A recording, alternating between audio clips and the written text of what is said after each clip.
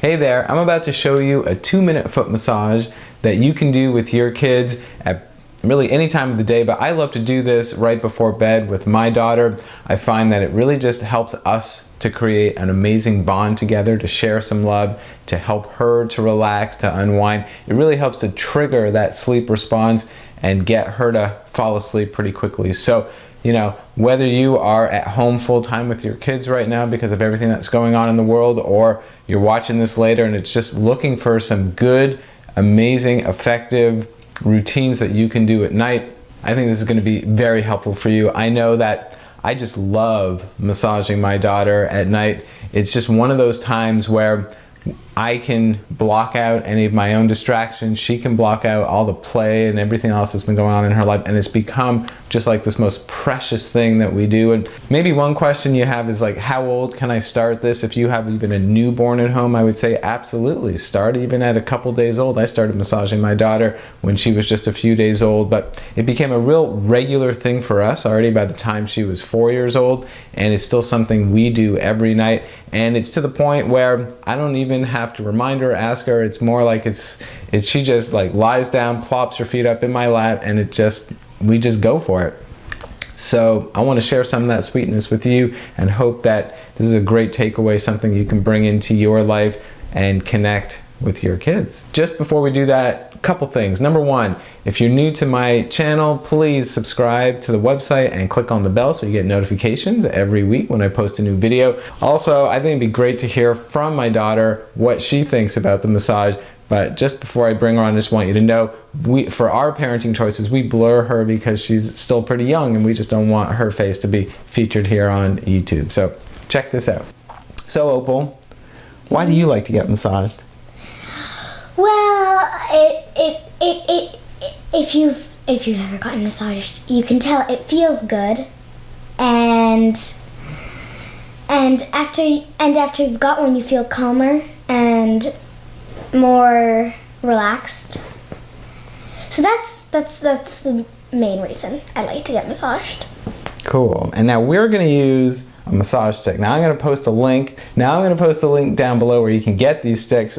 They're really nifty things. They save your hands, they save your thumbs, and when you're massaging feet and you want to press in, oftentimes to make it feel pretty good, you need some deeper pressure. So these are great, but if you want to get started right away, you just need any kind of hard surface. So for example, a pencil. So if you have a pencil at home, a pen, even a stick will do, as long as it kind of has a bit of softness on one end. It's great. So the way I hold the stick, now these sticks have little ridges, so I tend to squeeze at the ridges, and then I have a circling in technique. So there's two sides to the stick. One side's a little bigger, one side's a little more narrow. The bigger side is a little softer and the narrow side is a little more precise. And in both cases, what you do is you make contact and start with a circling in versus just like poking and pointing and digging. Circle your way in, sink in, push and pause and release and repeat. And as you do that, if you're the giver and you want to take good care of your body, just move your body. Make sure you rock first, your body rocks, and then you make contact, and then when you want to release, you rock back, and then you go in that way. And that way, while you're giving your partner or your daughter or your son or your family member a great massage, you're taking good care of your body too. All right, let's give it a shot, Opal. All right, so here's the lovely foot. Personally, you can, if you put it right on the bed, you want to have the foot a little bit farther away from you so that you have room for that rocking motion that we talked about. And one nice thing you can do is just give the foot a little squeeze. So just take your hand, your fingers are on the bottom, your palms on top, squeeze it, squeeze it, squeeze it. And why not have some sound effects? This is a fun massage with your daughter, with your son. So just give that foot a nice squeeze. And then you take your stick, and the first move I'm going to do is basically like this. I'm going to, like a violin bow, going back and forth along the bottom of the foot.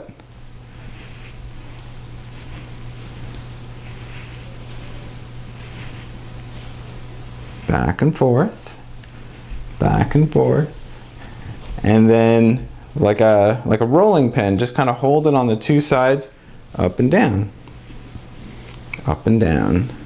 So as you can see, trying to keep it at that good height so I can just rock my body forward, sink in, and then roll. And release. And repeat. So I'm only going from top to bottom because for my rocking motion, that's the easiest way for my body. But it's perfectly fine to go up and down with your pushing motion if you can work that out. For the purposes of the camera here, it's a little harder, but otherwise I could go both ways. So yeah, just do that a few times. You go from the top of the foot to the base of the foot, so like close right there. You can go onto the heel or just right there at the edge where the heel meets the rest of the foot and go all the way up to the top where the ball of the foot is. And then the next thing we love to do is, so I'll take the narrower side and go in between the toes. And usually Opal, I would say this is one of her favorites. What do you think, Opal? Yeah. So I spin the stick. So what I'm doing is I'm going in and I'm just kind of spinning the stick in between the toes. In between each toe. In between each toe. On the big toe where you have a little more space, maybe I'll turn it around and use the other side. Now personally, when he does it to me, can I have the stick? I like him to use this. It's sort of like, especially when... So you mean the ridges, right? Yeah, the ridges. And when he's going in between my toes, it feels like good to me. But that's just one thing that you might like. Nice. So that's it. So again, you can just take the other foot and do your... Now the press, the squeeze. I did that to both feet.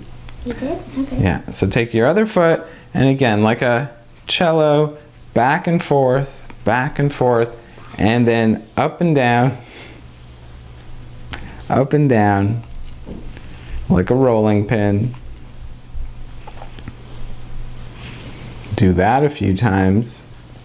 And then take your stick, and as Opal mentioned, so yeah, these sticks have little ridges which give a little extra sweet feeling there, and I go in between the toes and just kind of spin it in there, and sometimes just kind of push into the sides as well. So what are you massaging when you go in between the toes? Well, according to reflexology, it's like massaging the head and the neck and the shoulders. So it can have amazing impact all the way up to the top of the head.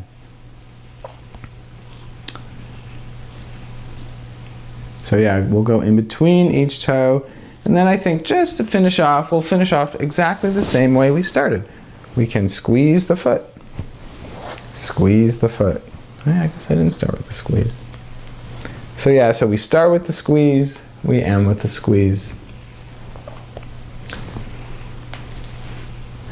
And also a really great thing to do would be sweeping. A great thing to do would be sweeping. And as you sweep out the legs, as you sweep out the feet, think of your child. Think of your family member. Think of the love you have for them. Let that travel through your hands. You're sending it there. It's even nice to pause, breathe, and be. Come on up. What do you think? That was very nice. Any last words before we finish off? Not really, except for after you have your massage, you should, if you remember, you should always thank the person who massaged you. Like this. Thank you.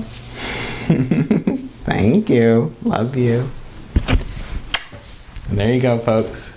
Hope you have a great massage. Hope you use this, and then post your comments, post your questions below. I'd love to hear from you and how massage is helping you at this time and at all times We'll talk to you soon. Bye-bye. Bye. Boom. Nice job.